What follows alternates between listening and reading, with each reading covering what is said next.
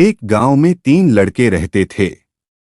कालू, भीम और राजू तीनों के पिता काफी अमीर थे। तीनों का बचपन बहुत अच्छे तरह से गुजरा था। उनके माता पिता कभी भी उनकी कोई भी मांग को अनदेखा नहीं करते थे। कालू के पिता सरपंच थे। भीम के पिता एक कारोबारी थे और राजू के पिता एक किसान जमींदार थे। छोटी उम्र से ही उन सबको लाड प्यार ने ऐसा बना दिया था कि ना तो उनको मेहनत का पता था और ना ही उनको समय की परवाह थी। अक्सर वह सारा दिन बस घूमते रहते थे और नशे और अन्य भोगविलास में डूबे रहते थे, जिससे उनके गांव वाले भी दुखी थे।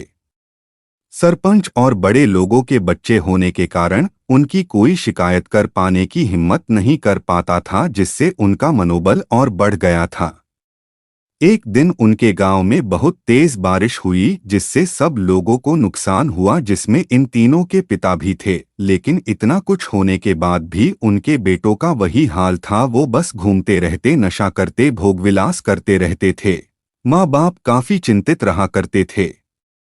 ये तीनों भले ही कितने गंदे थे, लेकिन इन तीनों के अंदर एक खास बात थी जिसकी पहचान किसी को नहीं थी और उन्हें खुद को भी पता नहीं था। कालू एक बहुत अच्छा नेता प्रतिपक्ष था, क्योंकि अपने पिता के पास रहते हुए उसको इसका काफी ज्ञान हो गया था, क्योंकि उसके पिता सरपंच थे। भीम भी इस तरह से बिजनेस की समझ रखता था, क्योंकि उसके पिता एक कारोबारी थे और राजू खेती का काम जानता था, क्योंकि उसके पिता जमींदार थे। पर अपनी गलत कामों की वजह से उन सब ने अपने इन टैलेंट पर ध्यान ही नहीं दिया, जो कि उनकी सबसे बड़ी कमजोरी थी। इस तरह से इनकी बदमाशियों को देखकर इनके पिता उन्हें सिख देने को सोची। तीनों पिताओं ने आपस में बात करी और उसका एक हल निकाला। तीनों पिताओं ने अपना अपना काम अपने अपने बेटों को सौंप दिए, जिससे उनको समय की कदर का पता लग सके। तीनों के पिता ने एक वसीयत बनाई, जिसमें ये लिखा था कि 1 वर्ष के अंदर इन तीनों को 10 लाख रुपए कमा कर देने होंगे, जो बिना किसी गलत काम करके कमाए गए हो, और तीनों को अलग अलग स्थान पर रहना था।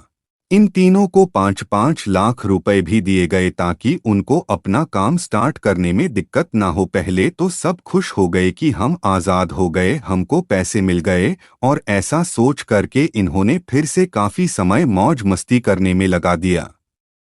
इस तरह से 6 महीने बीत गए और इनका काफी सारा नुकसान भी हुआ।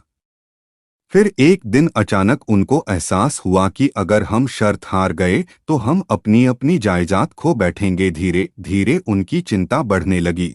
एक दिन वो इसी टेंशन में एक पार्क में बैठे थे और कुछ डिस्कस कर रहे थे कि उनको एक छोटी सी लड़की मिली। वो फूल बेच रही थी और साथ में पढ़ भी रही थी। तीनों लोग उस लड़की के पास गए। तभी कालू ने लड़की से बोला, बेटी आपकी उम्र क्या है? तो लड़की ने जवाब दिया कि मैं 12 साल की हूँ अंकल। इतना सुनते ही कालू ने लड़की से पूछा कि आप इतने छोटे होकर के खेल नहीं रहे हो? इस पर लड़की ने जवाब दिया कि मेरे पापा अब इस दुनिया में नहीं है और माता बीमार रहती है, इसीलिए मैं ये काम करती हूँ। ये सुनकर कालू ने अपना पर्स निकाला। उसके पास जो भी पैसे बचे थे वो उस लड़की को देने लगा। उसके बाद लड़की ने बोला, अंकल आप भी फूल ले लो, मुझे बहुत खुशी होगी, क्योंकि मैं अगर आपसे फ्री में पैसे ले लूंगी तो फिर मेरा पढ़ाई में मन नहीं लगेगा, मैं काम चोर बन जाऊंगी, क्योंकि यही समय है जिस समय में अपना भविष्य लिख सकती हूँ। कालू ने उस लड़की से सारे फूल ले लिए और तीनों घर लौट आए। उस फूल वाली लड़की का उन तीनों लड़कों पर बहुत गहरा प्रभाव पड़ा। रात भर उन तीनों ने उस बच्ची के बारे में सोचते रहे और उन्हें एहसास हुआ कि वो तीनों कितने गलत थे।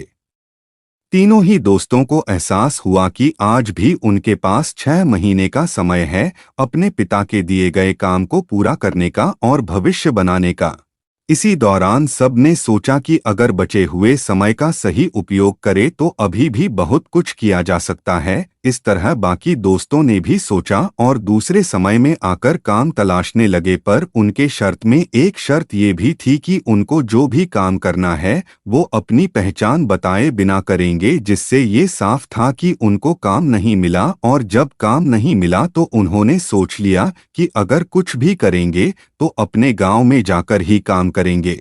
भले ही उनके पिता कुछ भी सोचे, लेकिन फिर भी अपने गांव में जाएंगे और अपने गांव में कुछ नए काम करेंगे, भले ही उनको अपने पिता के वसीयत ना मिले। तीनों लड़के अपने गांव में फिर से आए और अपने अपने पिताओं से जाकर के मिले और उन्होंने अपने अनुभव के बारे में बताया और बोला कि वो आगे से ऐसी गलती नहीं करेंगे और वो उन्हें माफ कर दे। लेकिन पिता तो शर्त पे ही अड़े थे। लड़कों को कोई दया नहीं मिली। तीनों को फिर से दुहक हुआ कि तीनों को अपनी गलती की एहसास होने के बाद भी उनके पिता उनका सपोर्ट नहीं कर रहे हैं, और फिर से वो रात भर सोचते रहे कि अब क्या किया जाए।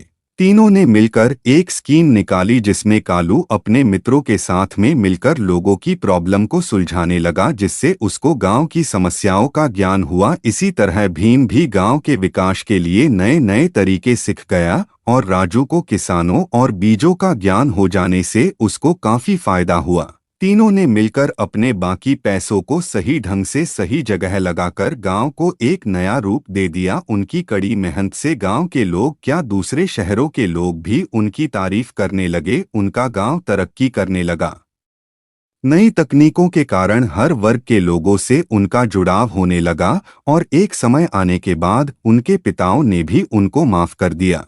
इस तरह से दोस्तों, उन तीनों को समय की कीमत का अंदाजा हुआ कि पहले वो कितना समय बर्बाद कर रहे थे, लेकिन जब से उनको समय की कीमत का अंदाजा हुआ तब से उन्होंने समय को बर्बाद नहीं किया और काम करके पैसा कमाया, नाम कमाया और ये सीखा ईमानदारी से जिंदगी कैसे जीते हैं। दोस्तों, कुल मिलाकर कहने का मतलब यही है कि आप सभी समय को बर्बाद ना करें। अगर ये समय आपके हाथ से निकल गया तो कुछ नहीं कर सकते हैं, और हाँ, समय के पास इतना समय नहीं है कि वो आपको दोबारा समय दे। समय बर्बाद करने का हजारों तरीका है, लेकिन आप ऐसा कोई तरीका चुनिए जो आपकी जिंदगी बदल दे, इस समाज की जिंदगी बदल दे, इस देश का भविष्य बदल दे। मुझे उम्मीद है कि ये स्टोरी आपको अच्छी लगी होगी। दोस्तों, मोटिवेशन विद माँ को इतना सपोर्ट करने के लिए बहुत बहुत धन्यवाद। अपना ख्याल रखिए, जिंदगी में आगे बढ़िए और अपनी कड़ी मेहनत से देश में खुद के नाम के साथ साथ दुनिया में भी देश का नाम कीजिए।